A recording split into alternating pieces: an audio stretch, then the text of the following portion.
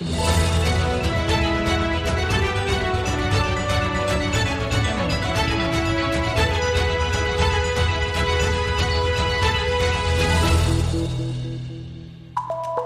Andina Internacional presenta el serial Conversaciones con negociadores comerciales. Un serial para compartir opiniones, experiencias y contextos sobre las negociaciones en el sistema internacional de comercio. Este serial también lo pueden acceder por la plataforma Spotify, en el canal YouTube y en el portal web de Voz Andina Internacional. Los anfitriones de Conversaciones con negociadores comerciales, Francisco Rivadeneira y Michelle Levy, te dan la bienvenida. Este serial cuenta con el respaldo de la Cátedra de la Organización Mundial de Comercio de la Universidad Andina Simón Bolívar, sede Ecuador. Estimados escuchas, bienvenidos a la quinta emisión de la segunda temporada del programa Conversaciones con negociadores comerciales. Les invitamos a conocer las experiencias de negociación sobre disciplinas multilaterales y la práctica de los acuerdos comerciales a través de una conversación amigable y distendida con los actores de las negociaciones del Ecuador y de otros países amigos. Esta quinta emisión tiene como invitado a nuestro distinguido colega y amigo Andrés Rebolledo. ¿Quién es Andrés Rebolledo? Andrés es secretario ejecutivo de la Organización Latinoamericana de Energía, OLADE. Posee una destacada trayectoria profesional de más de 30 años en diversos cargos técnicos de liderazgo y responsabilidad política en ámbitos del sector energético, de las relaciones económicas internacionales y de los organismos multilaterales. Es economista de la Universidad de Chile y se ha desempeñado como ministro de Energía de Chile en el periodo 2016-2018 y como presidente de la Empresa Nacional de Petróleos de Chile. También ejerció el cargo de viceministro de Relaciones Económicas Internacionales de Chile, embajador en Uruguay, representante ante la LADI y consultor en el Banco Interamericano de Desarrollo y otros organismos internacionales. Durante su gestión como ministro implementó una importante transformación del sector energético chileno con la incorporación masiva de energías renovables no convencionales que impulsaron una matriz energética más limpia y un sector más eficiente y competitivo. Esta transformación se realizó en el marco de un proceso de participación de todos los actores relevantes del sector, lo que además permitió desarrollar un marco regulatorio para promover la electromovilidad e introducir tecnologías y energéticas nuevas como el hidrógeno verde. En el ámbito académico, Andrés ha desarrollado labores de docencia en diversas universidades de su país, especialmente en programas de posgrado y ejerció como decano de la Facultad de Administración y Negocios de la Universidad SEC de Chile durante el periodo 2020-2022. Bienvenido, Andrés, a este programa. Estamos muy contentos de tenerte aquí con nosotros y de igual tener a nuestro querido Francisco Rivadeneira, que es el animador aquí que le pone candente a los temas, como siempre, los temas de la OMC, ahora que cada vez el mundo suele un sitio más complejo y tal vez más controversial para los temas de comercio. Si bien en tu currículo hemos destacado los temas de energía, que son por los que estás ahora aquí en nuestro país. No obstante, tu experiencia como negociador comercial en Chile es realmente importante y excepcional. Así que ya nos vas a contar esos detalles que queremos saber sobre cómo se desarrolla el mundo de la negociación vista desde un país que ha sido siempre una pequeña potencia, no solo regional, no solo latinoamericana, sino yo diría global, en torno a la negociación de acuerdos a manejarse en una política muy dinámica en el sector comercial, muy importante. Así que eso ya tú nos vas a contar. Sin embargo, en este momento le dejo la palabra a mi querido Francisco para que por favor continúe con la animación del programa. Bueno, un gusto como siempre, querido Michel, el placer de estar aquí acompañándote en este espacio. Y bueno, darle la bienvenida en esta ocasión a Andrés. Bienvenido a la Andina, Andrés. Es un verdadero honor y un placer el poder tenerte aquí en este espacio y poder dialogar, conversar contigo durante la próxima hora. Bueno, ya lo dijo Michel, Andrés es sin duda alguno uno de los precursores y uno de los principales negociadores que Chile ha tenido en el ámbito de la negociación de acuerdos de libre comercio, más allá del ámbito de su experticia en lo energético. Él es uno de quienes ha participado en algunas de las principales negociaciones que ha tenido Chile en el ámbito bilateral, plurilateral y en el contexto multilateral en la OMC. Y como tú lo mencionaste, y quisiera hacer eso énfasis, Michel, probablemente Chile fue el país que abrió esta visión de tener negociaciones comerciales con la mayoría de sus contrapartes, entre otras cosas tener una visión de tener una presencia en el ámbito económico y comercial muy diversificada en diferentes regiones del mundo, y no solo en las que tradicionalmente América Latina ha estado, que son en el mismo contexto latinoamericano, obviamente los Estados Unidos de América y posteriormente Europa, sino otros espacios como es el caso del Asia-Pacífico. Sé que, vuelvo a insistir, la palabra es un honor, un enorme placer, querido Andrés, que estés con nosotros. Y para iniciar y darte la palabra, como hemos hecho siempre de cajón, lo que nos interesaría arrancar este conversatorio, porque eso es lo que es, un conversatorio ameno y relajado contigo. Nos gustaría un poco que nos des tu visión de cómo ves actualmente el sistema multilateral, en particular en lo que se refiere al comercio internacional, y por ende automáticamente a cómo ves la Organización Mundial de Comercio en un momento, como bien lo mencionaba Michel, tremendamente difícil para el multilateralismo en general y para el comercio internacional, donde aparentemente hay una tendencia del regreso, ¿no es cierto?, al proteccionismo, e inclusive de algunos países que habían sido históricamente campeones del discurso del libre comercio. ¿Y cómo ves tú ante esta situación el futuro del sistema y particularmente de la OMC? ¿La OMC tiene espacio aún para poder incidir o ya no la tiene? Por ahí nos gustaría comenzar. Bienvenido una vez. Bueno, muchas gracias por la invitación, gracias por además esa introducción. Muy contento de volver a conversar de estos temas de comercio. Digo volver en lo personal, porque los últimos años efectivamente estamos en la agenda de energía. Pero el tema comercial sigue siendo un asunto centralísimo en materia de la agenda de desarrollo económico de nuestros países, ¿no? Sin duda. En ese sentido, yo creo que hoy día no solo la OMC, sino que el multilateralismo como tal está muy desafiado, claramente. Más desafiado probablemente que en los últimos, 40, 50 años, probablemente desde la posguerra, en lo que fue la formación de esta institucionalidad en lo multilateral. Hoy día estamos en un momento muy complicado en ese sentido, y eso es, la verdad, es sobre todo para países de América Latina, países como los nuestros, probablemente uno de los aspectos también más desafiantes de sus propias políticas exteriores, por cuanto efectivamente hay que avanzar en esta concepción más global, pero también crecientemente, y eso es la ecuación que quienes dirigen la política exterior tienen que conjugar, hay que defender sus propios intereses nacionales. Claro. Y en ese contexto, el multilateralismo siempre ha sido un dispositivo que ha permitido avanzar en lo colectivo, generando reglas del juego que finalmente, yo siempre he estado convencido, reglas del juego que terminan relativamente ayudando más a países pequeños y medianos que a grandes. Estoy de acuerdo totalmente. Por lo tanto, quien más se beneficia del multilateralismo son justamente países como los nuestros, por eso hago el énfasis de América Latina, y que esté desafiado hoy día la OMC, creo que es un asunto que tiene que estar en la principalidad de la política exterior, sin duda, entendiendo además que, y eso es bien relevante, incluso desde el diseño de las institucionalidades, cómo se organizan los países, que la política comercial, estos temas de comercio internacional, de normas internacionales, es un buen vértice entre política económica y política exterior. O sea, son dos cosas que tienen que estar siempre muy conjugadas a la hora de tomar decisiones en los países, ¿no? Yo sinceramente creo que en los 90, en los 2000, la OMC, llamemos multilateralismo comercial, fue el contexto en el cual los países, ya sea en los 90 como fue Chile, y luego en los siguientes décadas, no sé, los andinos, en fin, o los centroamericanos que se metieron con fuerza a negociar acuerdos comerciales. La OMC era el contexto sobre el cual los países construían su bilateralidad. Exacto. Es decir, la base. La bilateralidad no se hacía en abstracto, y hasta en lo comercial particularmente.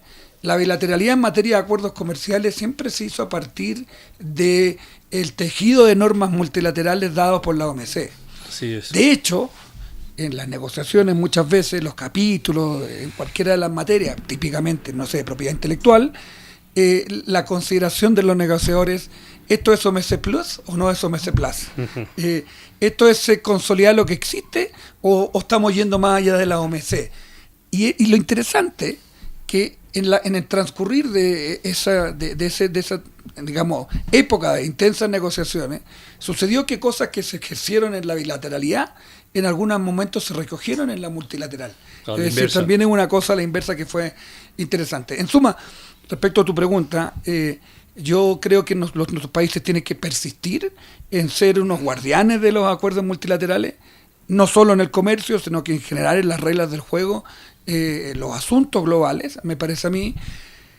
América Latina, ojalá y en lo posible debiera operar colectivamente en esa visión, y digo debería porque también tenemos nuestros propios desafíos en la región, que estamos bastante quebrados políticamente en algún punto, y a veces cuesta tener posiciones regionales, pero nosotros debemos necesariamente persistir en ese contexto, entendiendo que, claro, son ciclos y que en algún momento eventualmente estas propias reglas multilaterales se van a poner más al día, van a incorporar la realidad de lo que hoy día sucede en el comercio internacional, pero no por los actores globales que finalmente son los que están determinando este momento más complejo de la OMC, los principales actores en el mundo, no porque haya decisiones en ese carácter. Yo creo que América Latina se debiera replegar en persistir en hacer un esfuerzo. De hecho, han habido esfuerzos a nivel de países de tratar de reivindicar este digamos, dispositivo multilateral del comercio, y yo creo que ese debiera ser el objetivo en este punto. Es interés económico, pero también son principios. Y el principio de impulsar lo multilateral creo que debe seguir siendo un eje importante en nuestras políticas exteriores. Sí, absolutamente. Comparto tu visión, Andrés, lo que tú estás planteando. Y sin duda alguna, particularmente desde la perspectiva de América Latina, yo creo que si hay una región que ha sabido aprovechar de manera sustancial las reglas del comercio multilateral, la Organización Mundial de Comercio, es definitivamente los países latinoamericanos, ¿no? Qué mejor caso que el de Ecuador, a través del mecanismo de solución de diferencias y controversias, que logramos ganarle a la Unión Europea el caso de banano, ¿no? Sí, claro. Ese es el mejor ejemplo, ¿no? O sea, que el Ecuador, por ejemplo, un país tan pequeño, haya podido superar eso ante el monstruo de la Unión Europea es una muestra, ¿no? Y también tuvimos el caso del camarón en algún momento de Estados Unidos, entre otros. Entonces comparto esa visión, pero también lo que tú mencionas, ¿no? En este momento el contexto latinoamericano es complejo, porque ha habido esta tendencia de irse hacia los extremos y con visiones contrastadas de qué hacer en el ámbito del comercio internacional. Entonces tú tienes en ciertos momentos países que están más hacia el lado de la izquierda progresista, que muchos de ellos no les gusta la OMC y menos aún el libre comercio y poner los acuerdos del libre comercio, y otros que sí. Entonces lo que tú dices, es bien difícil llegar a ponernos de acuerdo como América Latina en este momento para poder asegurar, salvaguardar lo positivo y lo bueno que ha tenido la Organización Mundial de Comercio. Ahora más que nunca que está siendo atacada por algunos de los miembros más fuertes, que fueron los que a la final motivaron la creación de la institución, pero que ahora ya no están muy contentos con al menos aquellos momentos donde les cae encima la institución desde el punto de vista del mecanismo de solución de diferencias. No sé qué opinas. Mira, sobre ese punto, de hecho yo creo que el último momento donde tuvo un rol, digamos, importante y que fue un dispositivo muy útil era, a propósito de la controversia, la posibilidad de, aunque no se avanzase en negociaciones multilaterales, en poner al día las normas, por decirlo así, la disciplina, estaba el dispositivo del mecanismo de solución de controversia, que permitía controvertir las normas que existían, sobre las normas que existían, y nuevamente, en una lógica donde un país pequeño, que en la bilateralidad es muy difícil que le solucionen sus problemas comerciales. De acuerdo. Si yo exporto bananos, si yo exporto fruta, en el caso de Chile, la manera de hacerlo es sentarse en este tipo de cuerpos en materia de resolución de conflictos y tener allí una chance, cosa que técnicamente opera. Pero a partir de lo que empezó a suceder en el órgano de apelación, que no se sustituyeron jueces, así es, también empezó a licuarse ese instrumento. Sin duda. Entonces ahí es donde uno mira y hace esta consideración de la necesidad de persistir y ser, como se llama, en Chile tenemos una expresión, ser catete, quiere decir eso, no parar de poder reivindicar en este caso este contexto multilateral. Otro comentario, Francisco, a propósito de la dificultad a veces de concordar y de tener una visión común en la región. Y ese comillas nacionalismo no está solo por la izquierda, está por la derecha por también. supuesto, claro. O sea, hoy día, y eso no solo tiene que ver con el mundo, o sea, no con América Latina, sino Así que lo es. vemos en las Américas. Así es, nacionalismo / populismo inclusive, claro, ¿no? que En muchos casos. quienes se cierran y hoy día dicen que la manera de, en fin, resolver sus temas de desarrollo económico tiene que ver con una mirada más de autarquía que de globalidad. Es una mirada que en ese punto la izquierda y la derecha converge. Sin duda. Ahora, también es verdad que tú puedes tener más chance de que tengas alguna viabilidad de ejercer ese tipo de política, depende del tamaño de tu país. O sea, no es lo mismo ser autárquico en Chile que ser autárquico en Estados Unidos. Por supuesto. Así es. Por lo que significa tu propio desarrollo productivo, en fin, y las capacidades que tú tienes de generar tu propio crecimiento. O sea, lo que quiero también con esto remachar una idea es que a mí me parece que países de desarrollo intermedio, Chile representa el 0,3% del comercio internacional. No tienen chance, no tienen alternativas. Y si quieren desarrollar, habrá que hacer las tareas internas en lo social, en lo productivo, en fin, pero los mercados tienen que ser los mercados globales. Y eso fue lo que desde el minuto 1 del retorno a la democracia en Chile se entendió y se ejerció en términos de política comercial. Bueno, eso es una cosa que a mí en el caso ya específicamente de tu queridísimo país de Chile, siempre he admirado, ¿no? Me da la sensación, y me gustaría que tú me confirmes si mi visión es la correcta, pero en estos temas, en los temas comerciales, más allá del reciente cambio ideológico en tu país, porque ha habido más o menos una cierta constancia en cuanto, digamos que la política en Chile se ha estado moviendo entre la izquierda y centro derecha históricamente desde que volvió la democracia. Ahora tenemos un gobierno más progresista con el presidente actual, pero a pesar de eso y que puede ser que busquen hacer ciertas reformas sustanciales, sobre todo en aspectos como lo social, en el ámbito del comercio yo siempre he percibido que persiste inclusive en la actualidad una política de Estado donde más o menos se sigue planteando la necesidad de que, como tú dices, Chile, que puede ser el 0 y pico % del comercio mundial, pero ustedes son un país que depende tremendamente del comercio internacional y están muy abiertos al comercio internacional y tienen, como decía hace un rato, una gran diversificación geográfica de su comercio. Ustedes siguen apostando, 1, por el multilateralismo y 2, por los acuerdos comerciales, el tener un país al fin y al cabo abierto al comercio internacional. ¿Estoy en lo correcto o no? A ver, varias cosas. Lo primero, y yo creo que un indicador de este activismo en materia comercial es que probablemente si uno pudiera hacer un indicador de esto, que yo creo que no es posible hacerlo conceptualmente, pero es verdad que Chile representa el 0,2% del comercio, pero en su influencia en los debates internacionales probablemente representa más que eso, ¿no? No lo dudo. Y tiene que ver con el background que tú dices. Segundo, un apunte político. Sí, el 90 llegó la democracia en Chile. La Concertación gobernó muchos años, una coalición de centro-izquierda que fue la que trajo la democracia a Chile. Luego vino la centro-derecha y luego vino el gobierno del presidente Boric, que es un gobierno que digamos, se desarrolló en su plataforma política hacia la izquierda de la Concertación. Sí, correcto. Con una propuesta al país también hacia la izquierda, programática, quiero decir. Pero hoy día gobierna con la Concertación. Sí, eso es lo que entendemos, ¿no? Y gobiernan, no sé si están así, pero en mitades, por decir algo. O sea, quiero decir, no es un socio invitado menor. De hecho, ministro de Hacienda, en fin, ahí son todos señores que ya tienen canas y no son los jóvenes que hoy día gobiernan. Como aquí en el Ecuador. Representados por... Esto lo digo porque se aplica a otras cosas, pero también se aplica y sobre todo al tema de comercio internacional y de acuerdos comerciales. El planteamiento inicial era distinto al cual hoy día se está ejerciendo en el gobierno en Chile. Por lo tanto, uno podría decir que en una perspectiva larga hay una cierta continuidad después de un ajuste de lo que podría haber sucedido en los primeros años de este gobierno. No sé. Claro. Pero en eso es importante resaltarlo. ¿Por qué? Porque yo estoy convencido que una variable de éxito central para poder tener consistencia en esta política es independizarse del ciclo político. Totalmente. Y eso sucedió en Chile. Y no ha sucedido en muchos países. Así es. En materia de comercio, quiero decir. No es casual. Hay que hacer un raconto histórico ahí después de cómo se conforma eso a principios de los 90 con el retorno a la democracia. Sobre eso quizás me voy a referirme ahora después, digamos. Pero esa es la única manera de poder persistir en una política que sea consistente y que sea parte de tu mainstream en materia de política económica y política exterior. Lo mismo está sucediendo pie de página con la política energética hoy día también. Qué bueno. Y eso también creo que Bueno, el tema de hidrógeno verde es súper interesante porque extraordinario.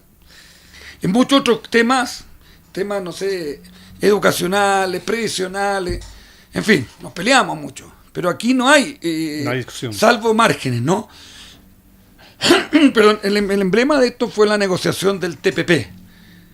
No sé si ustedes la tienen, esa negociación, sí, claro. que fue como una... Exacto. Y me tocó terminar de negociarlo a mí. Lo negociamos,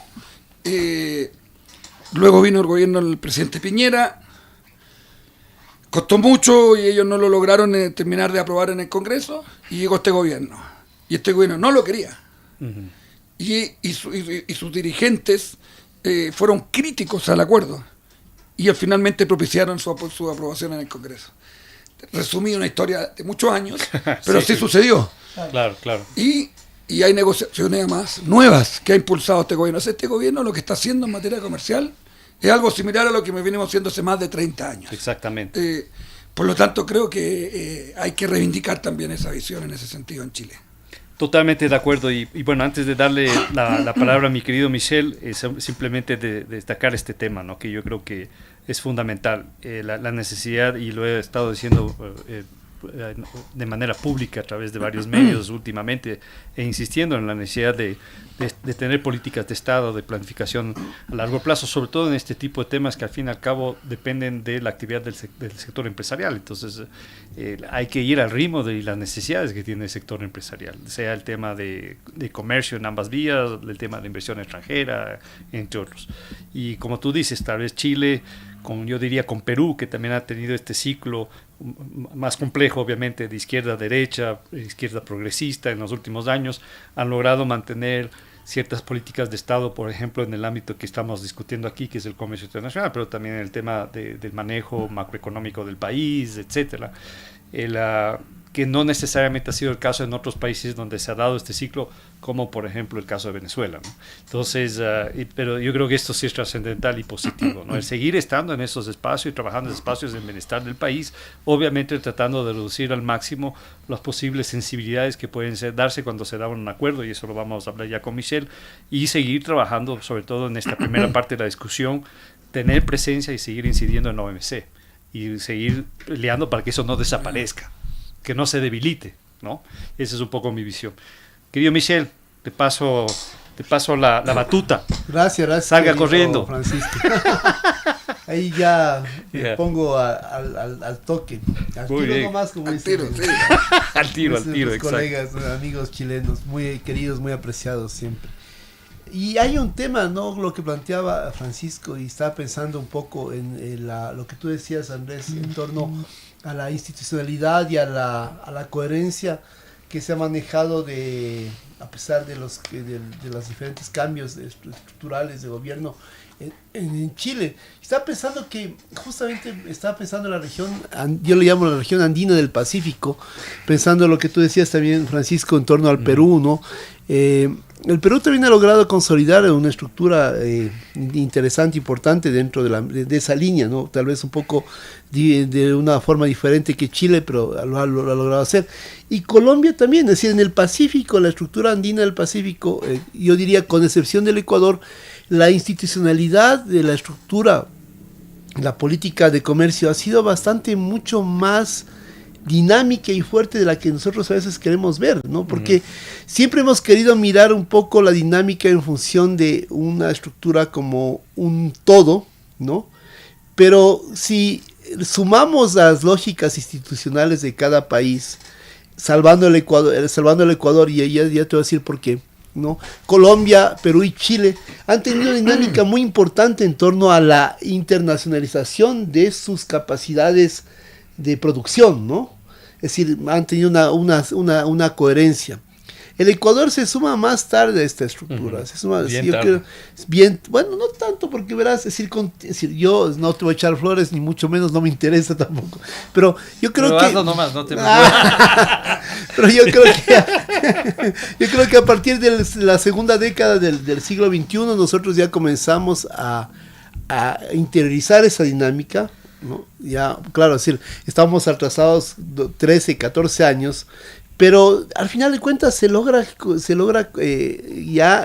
crear algo, definir algo, que justamente en la última entrevista que tuvimos con otro colega, Daniel Legarda, que fue el ministro de Comercio, que tú conoces, él decíamos, ya finalmente el Ecuador tiene una política mucho más estructurada de comercio, finalmente, a que se suma a toda esa dinámica de los países andinos, ¿no? del Pacífico, porque ahí excluye un país andino que obviamente tiene una dinámica totalmente diferente, ¿no?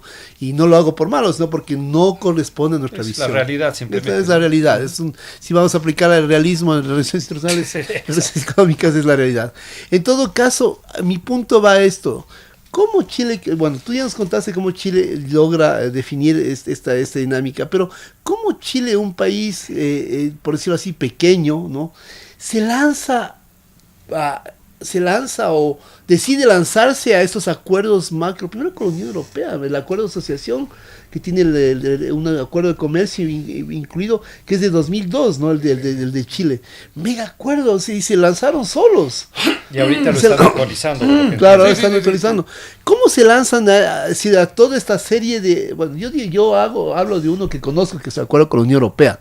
Pero, ¿cómo un país tan, por decirlo así, pequeño, con una lógica exportadora muy importante? Yo me acuerdo en los años 70, nosotros teníamos las manzanas chilenas, el vino chileno, el conchitoro, el maipo, ¿no? Que en los años 70 eran típicos, y eso ya era como una corriente fuerte, y no es que había libre comercio en esa época, ni mucho menos. Pero ¿cómo un país se logra potenciar de esa forma tan importante y volverse una pequeña potencia exportadora? ¿Cómo lo hicieron? Cuéntanos. Bueno, ¿cuál es tu rol ahí en esa dinámica de negociación? Mira, yo creo que lo primero, necesariamente en estas cosas uno tiene que tener siempre una perspectiva histórica, me parece a mí, ¿no? Histórica larga, quiero decir. Claro. ¿Qué quiero decir con esto? Chile, desde quizá el siglo XIX, tuvo una cierta vocación de mercados internacionales. Era un poco el destino del país, donde estamos localizados. Somos una pequeña isla también desde la perspectiva geográfica, claro. Desierto, hielo, cordillera, mar. O sea, teníamos que salir, ¿no? Y hubo momentos de distintos commodities en Chile que fueron muy importantes, el salitre, en fin, en su momento el guano, etcétera, ¿no? Entonces hay una mirada larga. No es casual que Chile sea, por ejemplo, el primer país de América Latina que tuvo relaciones diplomáticas con China. Exacto. Que tiene relaciones con Japón hace, 70, 80 años. También allí hay una mirada interesante desde el punto de vista de la construcción de la República, en el sentido de que siempre hubo una vocación también mirando al Asia. Claro, el mismo APEC y PEBEC, donde ustedes son los primeros. Hay un antecedente histórico que creo que está en el ADN, que permite explicar cosas que sucedieron con intensidad en los 90, que explican finalmente el último envión del punto de vista de la inserción de Chile en el mundo y el impacto que ha tenido particularmente su sector exportador, ¿no? Y creo que eso es una cosa interesante. Quizás el periodo histórico que sale de esa tendencia de la dictadura, que son 17 años, que necesariamente por la situación política Chile se aísla, ¿no? Entonces, ese es el primer dato que me parece a mí bueno tenerlo como telón de fondo. Relevante totalmente. Luego en los 90, yo creo que ahí hay una decisión política estratégica centralísima respecto a los dirigentes que asumen un país en términos no solo de retornar a la democracia, sino que de cuál iba a ser el modelo económico que Chile iba a adoptar luego del fracaso de una generación dirigente vivió en los años 70 que terminó en el golpe de Estado. Es decir, quienes dirigen a Chile en los 90 son políticos, técnicos políticos, que estuvieron presentes y fueron protagonistas del último gobierno de Allende, que termina el golpe de Estado. Esa generación es una generación que se va de Chile, esto es interesante, se va de Chile y hace un cambio de mentalidad y se renueva. Yo escribí un paper de esta historia, por eso me apasiona. Entrevisté a mucha de esa gente preguntando, y eran gente, llamemos con estructura política, llamemos en los 60, 70 revolucionaria. Claro. Y recogen esta historia propia Claro. y deciden implementar un sistema económico de transición, entendiendo que la dictadura había tenido una revolución económica hacia el liberalismo y cuál era la manera de conducir en consecuencia un país que venía de esa trayectoria las últimas 2 décadas. Y esta clase dirigente decide hacer, obviamente, algunos ajustes, pero en materia de política comercial y inserción internacional dice: yo no me voy a cerrar. Toda gente que tenía su historia cepaliana de la ISIS, sustitución de fe, lo que conocemos, y decide: yo no me voy a cerrar, y lo que voy a hacer ahora es aprovechar que estoy abierto y el mundo y la comunidad internacional me acoge, y voy a aprovechar ese contexto para poder ir a buscar mercados. ¿Y cuál es la manera? La bilateralidad. Y ahí Chile comienza en los 90 con esa decisión de esa clase política dirigente que determina la trayectoria luego de las siguientes décadas. Eso es muy, muy interesante, porque hay además muchos papers que se escribieron entre ellos. O sea, todo que lo relato así rápido, fue un debate intenso. No sé si ustedes conocieron un centro de pensamiento que se llamó CIEPLAN en Chile. En fin, y otros, donde se constituyó, uno se quiere constituir un poco, a mí me gusta mucho la historia, soy economista, pero me gusta la historia. Si uno quiere construir cómo, ahí se constituyó toda esta nueva formación de modalidad de transitar. Entonces, se parte con esa decisión estratégica. ¿Y cuál es el primer escalón? América Latina. Por un tema político. Porque además mucha gente que vuelve del exilio en los propios países de América Latina. Claro. Con redes en los países de América Latina. Claro. En consecuencia, no es casual que en septiembre del año 91, del año 1991, o sea, un año de gobierno democrático, el primer acuerdo comercial fue con México. Claro. Luego, 2 años, 93 más, fue con Venezuela. Y así, todos los 90 fue una negociación de acuerdos con América Latina, bilaterales. ¿En el marco de la LADI? En el marco de la LADI. Y aquí viene otro tema, pragmatismo. Pragmatismo como un eje central. ¿Qué quiero decir con esto? Uno podía buscar un acuerdo más subregional, podía buscar un acuerdo más amplio, pero lo posible eran los acuerdos que son acuerdos, digamos, en el contexto del Tratado de Montevideo, en aquel entonces, chiquitito, que no tenían grandes disciplinas comerciales, que abrían mercados, que bajaban aranceles y que le abrían el mercado a Chile y sus exportaciones. Claro, y eso fue básicamente, como digo, en los 90 con América Latina, ¿no? Entonces ahí está, lo económico y lo político, no es casual con América Latina. Y a final de los 90, más bien a mediados de los 90, acontece otra cosa muy importante en este contexto, que es el NAFTA. Entonces, ya lanzado en este enfoque de meterse en los mercados internacionales con decisión, Chile dice: yo quiero ser parte del NAFTA. Y va y golpea la puerta al NAFTA. Y no es posible entrar al NAFTA. O sea, cuando se conformó el NAFTA, atrás de la puerta estábamos nosotros. Lo que pasa es que no nos abrieron la puerta finalmente. Claro. Que geográficamente está muy lejos. Pero claro, porque el NAFTA tenía otra era otra concepción, digamos, geopolítica, económica. Claro, ¿no? Así es. Pero nosotros ya estábamos lanzados, entonces queríamos. Sí, eso, me acuerdo de eso, claramente. El ministro Fox en su momento, en fin, para quienes están y conocen un poco más la realidad de Chile, que fue muy activo. Bueno, entonces en los 90 América Latina, y hacia los 2000 nosotros dijimos: tenemos que negociar con los grandes players. Claro. Y con Estados Unidos seguimos golpeándole la puerta, hasta que en algún minuto tanto va el agua al cántaro que lo derrama. Exacto, fue creo que ya no me acuerdo que fue presidente en Estados Unidos, pero bueno, el presidente Lago en Chile era Bush, hijo. Bush pasando a Clinton, puede ser, ¿no? O pasando a... Pues me acuerdo que se demoraron bastante tiempo. Sí, al final terminamos... Creo que fue Clinton quien aprobó, en la época de Clinton se aprobó, pero comenzó la negociación en Bush. O sea, al final, en algún momento, cuaja en Estados Unidos y nos abre la puerta y nosotros negociamos con Estados Unidos. Estábamos también ya negociando con Europa, entonces el debate en Chile fue: vamos a negociar con los dos a la vez. Los equipos negociadores éramos los que éramos. Y ahí nosotros también hubo otra cosa institucional importante. Reforzamos nuestros equipos como una decisión política institucional centralísima. Fundamental. Porque yo hablo de los 90, que eran acuerdos chiquititos, los negociábamos 5 personas. Claro, pero cuando pasamos a negociar con Estados Unidos, que era el estándar NAFTA, empezamos a negociar otras disciplinas. Era más anticruz. Labor, medio ambiente, claro, propiedad intelectual, compras públicas, etcétera. La economía como un todo se colocaba encima de la mesa Así de es. negociación. No era la cosa arancelaria. Entonces ahí hubo que tomar una decisión. Estábamos negociando conjuntamente con Estados Unidos y con Europa y nos lanzamos a negociar con los dos y finalmente terminamos con los acuerdos con los dos. Y luego de terminado ese ciclo vino el Asia.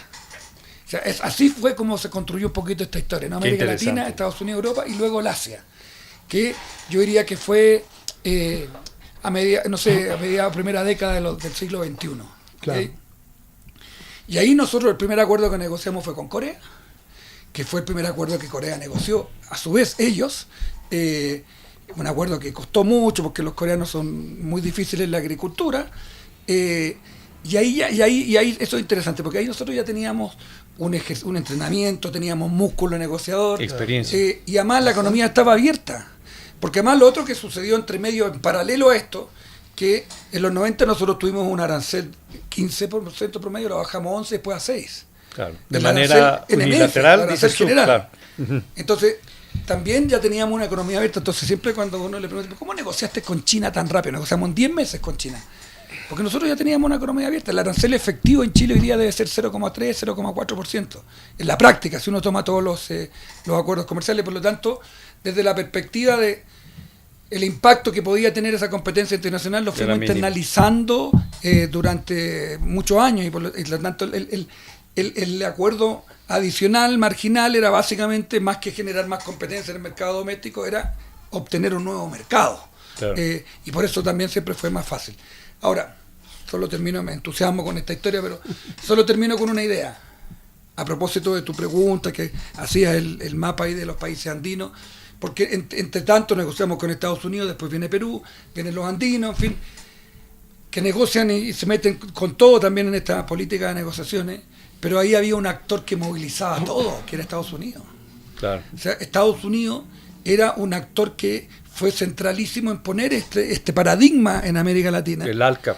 Y el ALCA que no fue, pero que después se construyó por la vía de la bilateralidad. Exactamente. Negociaron con nosotros, y yo me acuerdo perfecto, nosotros después con Estados Unidos conversábamos con los amigos peruanos, en fin, y les contábamos un poco, y las negociaciones eran muy similares, porque al final era el instrumento que Estados Unidos colocó en la mesa, ¿no? Que era el TLC, ¿no? Con toda esta disciplina. Y Estados Unidos además fue un impulsor activísimo en esto. ¿Y por qué digo eso? Porque hoy día no está. Esa fuerza pues hoy día en no absoluto. está.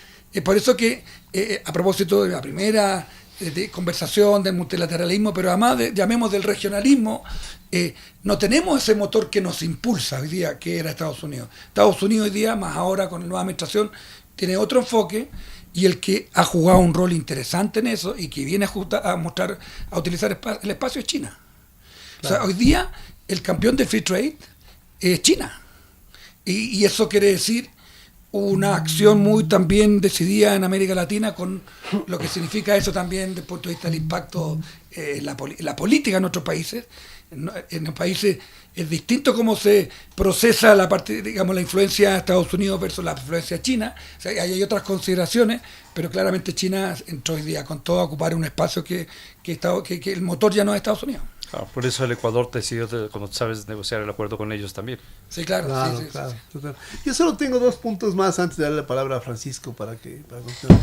Y son 2 puntos que tienen que ver con 2 cosas que tú dijiste. El primero es el momento en que, me parece muy importante, el momento en que tú dices, éramos un equipo de negociadores pequeños, ¿no? Más locales, y de repente tuvimos que poner sobre la mesa todo y ¿cómo conformaron ese mega equipo? ¿De dónde sacaron a la gente? No, primero, ¿sí? Porque ya tenían gente formaron, ¿qué hicieron? Y el segundo es para que va de la mano es, nosotros siempre hemos sido aquí en el Ecuador bastante más recatados en el tema de la apertura por temor. Y esa es la lógica del temor de no poder afrontar algo complejo, ¿no? Una competencia internacional. Una competencia internacional muy dura. ¿Cómo fue eso en Chile? Es decir, había también, me refiero al primer momento, ¿no? Hubo, algún rato tuvieron temor de la apertura de abrirse, o más bien fue siempre ese interés de Chile de abrir la estructura, porque igual si se quedaban encerrados ahí, ¿no? Así, ¿cómo funcionaba eso? Así, los sectores sociales, es decir, toda esa dinámica. Eso es muy interesante, la verdad.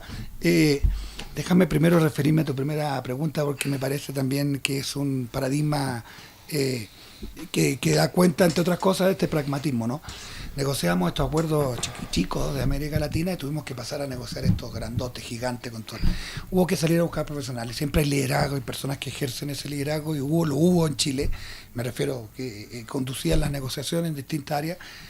Entró, me acuerdo, ¿no? Éramos básicamente los que existíamos, éramos economistas, entró una legión de abogados que no estaban antes, no los necesitábamos, comillas, en las negociaciones previas que negociábamos, tú me bajáis las manzanas, el cobre, claro, etcétera. no.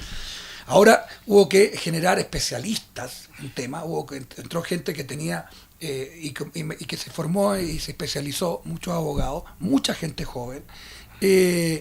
Tampoco es que tuviéramos muchos en el mercado, comillas, para poder reclutar. Por lo tanto, lo otro que hicimos también fue un intenso learning by doing. O sea, entrenarnos ahí. Esto es un poco, a veces la gente dice, bueno, pero ¿cómo se decidieron negociar con estos monstruos y se entrenaron ahí? Bueno, no la jugamos nomás. Los montaron a los leones. Sí, claro. Lo que pasa es que además, si uno es pragmático, Michelle y Francisco, uno es pragmático, cuando uno negocia con estos monstruos, eso de negociar es un poco un eufemismo. Porque claro, negocian los márgenes, pero las plantillas que se colocan el primer día en la mesa tampoco difieren tanto de la última, ¿no? Cuando uno tiene esa asimetría en la negociación, ¿no? Entonces uno lo que tiene que hacer es ver cómo impacta eso en tu propia marco regulatorio y economía y ajustarse, ¿no? Entonces, contestando tu pregunta, cambiamos matricialmente la estructura. Teníamos en consecuencia una manera de organizarnos distinta que la que tuvimos antes, y la gente se hizo hiper especialista en determinados temas. Yo me acuerdo, le contaba alguna vez a un amigo, no sé, una vez tomé un avión de 8 horas con un señor que negociaba asuntos técnicos, barreras técnicas al comercio. Un tema bien importante, OTC, bien importante, todo. Tuvo 8 horas hablándome de eso. Pero además, 8 horas que yo le decía a este amigo cosas distintas de OTC, yo no sé, y además un punto entretenida. Entonces yo decía, este sí que es especialista, ¿no? Es realmente especialista. Y así, ¿no? Pero la verdad, para ser también sincero, nos fuimos entrenando mucho. Me acuerdo cuando nosotros negociábamos reglas de origen, por ejemplo. Las reglas de origen eran reglas generales. Claro, muy sencillas. Llegó el NAFTA y eran reglas específicas. Los ríos, por ejemplo. Entonces tenías que empezar a conocer tu estructura productiva diferente. Entonces tuvimos que traer, en fin, fue una bonita época, fue muy intensa, fue una época de formación, pero para terminar de responder, cambió enormemente la estructura. Además, pero hay otro tema que es bien importante, y yo siempre lo planteaba en las conversaciones, cuando trabajaba también en temas más de consultoría internacional, que en el caso de Chile, ya no, pero todos esos años, tuvo una orgánica institucional muy particular. Las negociaciones se llevan en la Cancillería, eso es lo primero, no en los ministerios de Economía como en otros países, en una dirección que después pasó a ser viceministerio.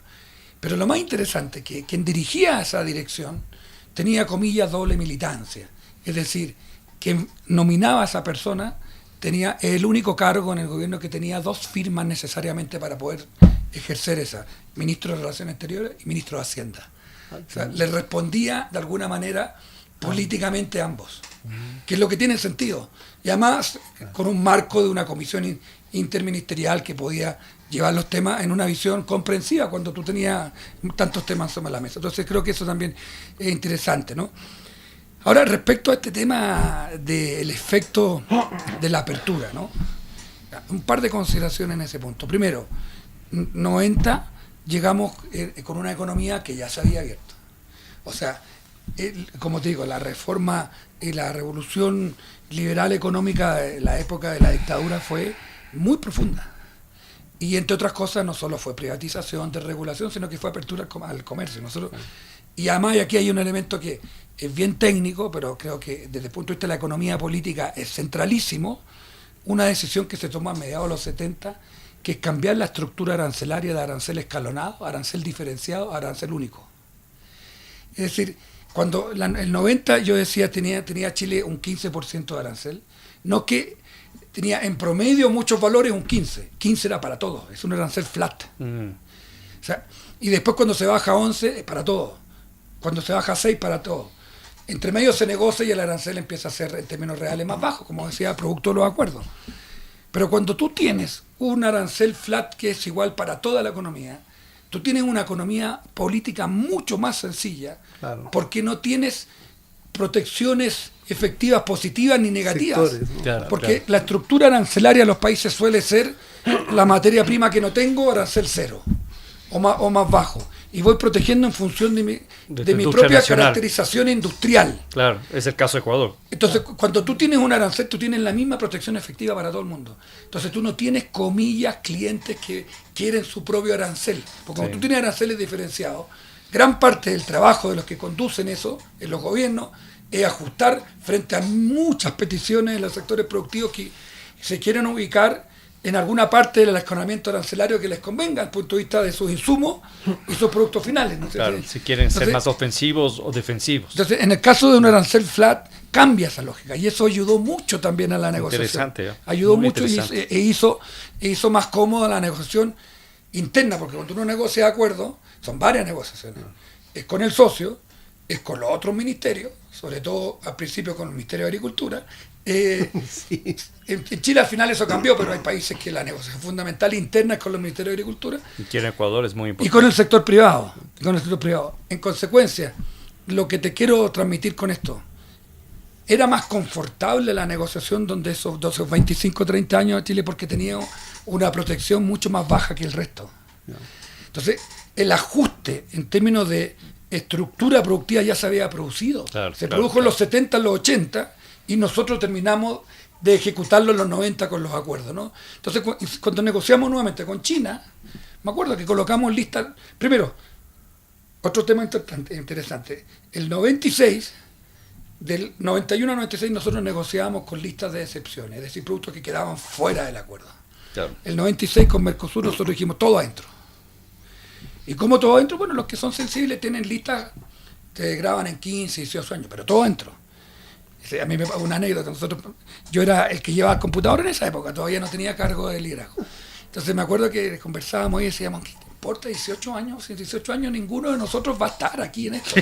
Pasaron 18 años, tocó liberalizar el trigo, todo eso, y estábamos ahí, ¿no? Entonces nos acordábamos y vivimos todas las consecuencias. Porque bueno, lo otro Claro. interesante es que hubo mucha permanencia de los equipos a propósito Que eso de es fundamental. Eso también Institucionalización. Eso también es muy importante. Entonces Por negociábamos supuesto. con todo, y ya no hubo más. Entonces hubo una señal desde el 96 para adelante que con cualquier socio que nos sentáramos no iba a haber producto fuera. Tú te ajustabas como sea en términos de plazo, en algún momento cuota, pero iba a estar todo siempre liberalizado en algún minuto.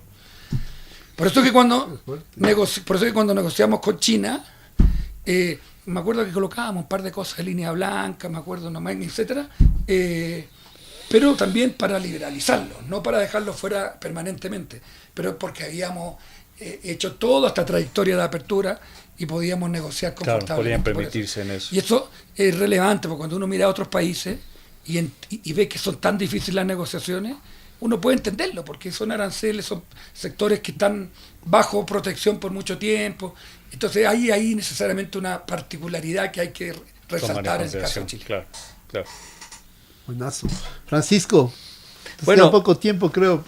Bueno, si me permites, bueno, quisiera tenemos unos minutitos más, dos comentarios con relación a lo que tú nos cuentas, que estuvo muy, muy interesante, Sí, oye, muy, genial. muy, muy interesante, novedoso. Estoy aprendiendo mucho escuchando. Estamos aprendiendo mucho. Mi concepción era muy diferente para comenzar, ¿no? Uno piensa que Chile arrancó primero estando 100% seguro de lo que estaba haciendo, con los mejores equipos ya formados, todos los expertos, pero veo que como todos, al fin y al cabo... Uno va construyendo la historia en el camino. Exactamente. Efectivamente. ¿no? Entonces, perdona Francisco, perdona que te sí, interrumpa. sí, sigue, por Incluso favor. esto que yo planteo, los 90 América Latina, los 2000 Europa y Estados Unidos, y 2010 Asia, que suena súper estructurado, bonito, no es que nos sentamos los 90 a planificarlo, también se construyó así en el camino. En base a la coyuntura también. Claro. Sí, estamos de acuerdo. Muy interesante eso, Andrés.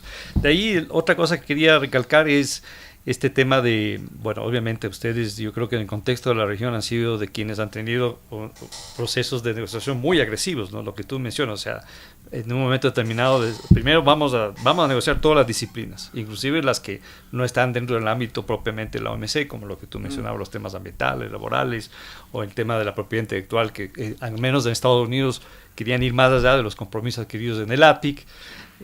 Y sin problema, sí, por favor, Andrés. Y además en propiedad intelectual con una paradoja, porque tú en propiedad intelectual no negocias liberalización, negocias monopolio. Sí, pues exactamente. Porque el país grande lo que hace es colocarte una protección. Claro, por supuesto. A tu propiedad industrial, patentes. Claro, las patentes, estamos totalmente de acuerdo en eso, ¿no? Pero esto de estar dispuestos básicamente a acelerar la liberalización y por ende ponerse en una situación en la cual es más fácil negociar al menos el tema arancelario, porque ya no existen prácticamente barreras arancelarias al ingreso, sino verlo ya como una oportunidad para entrar a los mercados es muy interesante, ¿no? Y finalmente mencionar lo que tú comentabas, que es trascendental, la institucionalización, la necesidad de tener un equipo de negociadores, es un tema que desde que yo estuve en el sector público, desde el 2010, si mi memoria no me falla, insistí permanentemente en la necesidad de tener un equipo de negociador de base.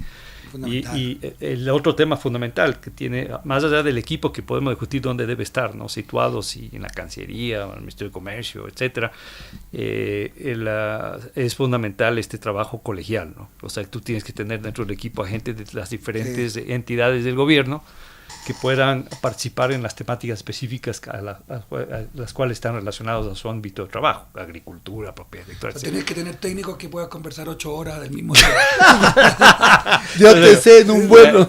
Hay que hacer este tema porque es bien árido, ¿no? Entonces, sí, claro, por supuesto. Muy divertido.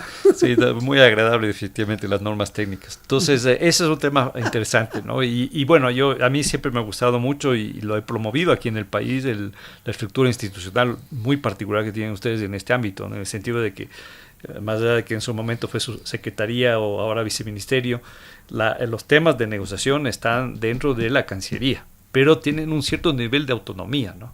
Y esa relación además que tienen, que es fundamental también, porque después viene el tema de saber aprovechar los acuerdos, y ahí entra de manera particular ProChile, otra institución que yo le tengo una enorme admiración y con la que he trabajado toda mi vida profesional, que lo que busca es al fin y al cabo ayudar a las empresas chilenas realmente a instalarse y a ganar espacios en los mercados internacionales. Entonces, para mí es uno de los mejores, Michel, ejemplos de una estructura funcional, bien organizada, entre lo que es propiamente la política exterior, lo que yo llamo la diplomacia económica, que serían las negociaciones, y también la defensa comercial. Y por otro lado, la diplomacia comercial, que es el tema de la promoción de la exportación e inversiones. Es un modelo extraordinario. Ahora, hay un cabo suelto, creo yo, siempre ahí en esa ecuación, que es la atracción de inversiones. Sin duda. Que siempre se requiere tener un modelo interesante. Déjame hacer un par de comentarios rápidos. Por supuesto, estamos con tiempo, sigue, por favor. Poco tiempo, no. Pero quisiera resaltar algunos aspectos que también son propios de la historia de Chile, pero se aplican en este tema, se aplican perfectamente a otros casos, ¿no? Primero, llamemos la ventaja de ser chico. Una de las cosas que creo yo también, si uno mira para atrás, porque pudimos sentarnos con todos estos grandes, es porque éramos pequeños, no hacíamos daño, teníamos un cierto entrenamiento y por lo tanto negociábamos y la negociación fluía. Entonces yo creo que ese tema también lo utilizamos. Por eso llegó y colocaba Michel el tema del pragmatismo. O sea, utilizamos todas las herramientas que pudimos y eso también hay un aspecto interesante. Segundo tema, yendo a lo contemporáneo, debates que se han generado los últimos años, ¿no? Y que tienen que ver en algún sentido y en algún punto con la crítica de estos acuerdos, ¿no? Lo primero es que muchas veces dice, ¿para qué negociaste tantos acuerdos si sigues exportando, no sé, minerales, ¿no? Y no ha generado valor agregado, etcétera. El debate, la crítica muy habitual de esto. Y la verdad es que siempre es importante resaltar que estos acuerdos son un instrumento. Estos acuerdos no te van a resolver, ni van a ser ellos los que tengan que finalmente ser quienes resuelvan en sí mismos tu estructura exportadora, tu estructura productiva. Claro. Estos son un instrumento, te generan mercado y será tú en tu política doméstica la que tendrás que ejercer las orientaciones estratégicas para poder, no sé, hacer desarrollo productivo, incluso política industrial. Pero son decisiones que van por fuera de este tema de la... Estoy totalmente de acuerdo. Pero ustedes tienen Corfo para eso. Sí, no, está bien, pero lo digo porque este es un debate que se da en muchos países, ¿no? O sea, ¿para qué negocias tanto si no le generas valor agregado en tu oferta? O sea, Lo primero es que con acuerdos es más fácil generar valor agregado, pero no es una condición necesaria, pero no suficiente para poder Por hacerlo. supuesto, totalmente de acuerdo. Y dos temas finales, y uno de los cuales yo creo que se ha ido mermando, pero es una discusión. Hay mucha crítica más conceptual de que estos acuerdos le habrían puesto por estas disciplinas comerciales algún amarre a la posibilidad de hacer políticas que vayan justamente en este sentido de incentivar tu industria, tu desarrollo productivo. O sea, que estas disciplinas te habrían inhibido de hacerlo, ¿no?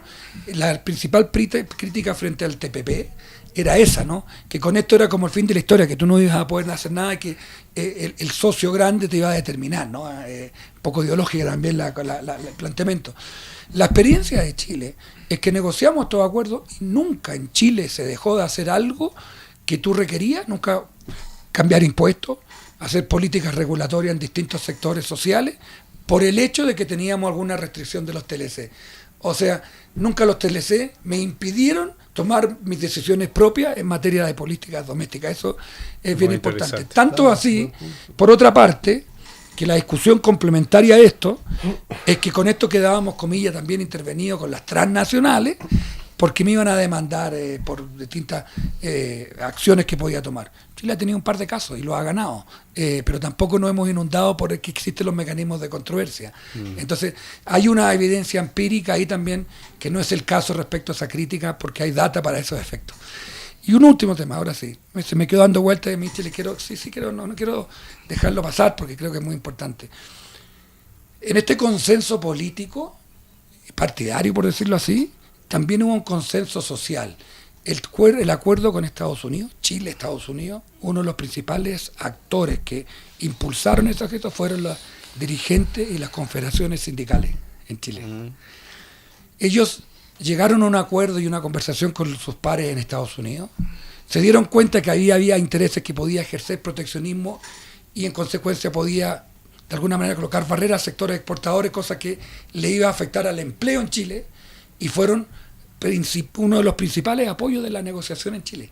O sea, nosotros cuando fuimos al Congreso, fuimos con los empresarios, fuimos con los otros ministerios a apoyar el acuerdo y fuimos con los trabajadores también. Entonces eso da cuenta de que se logró entender que esto era para crecer, y el crecer era empleo, y a partir de ahí los desafíos del empleo adicionales se resuelven en la política doméstica, claro, no en las teleseries. Claro, así es, que son generalmente puntuales. Exacto.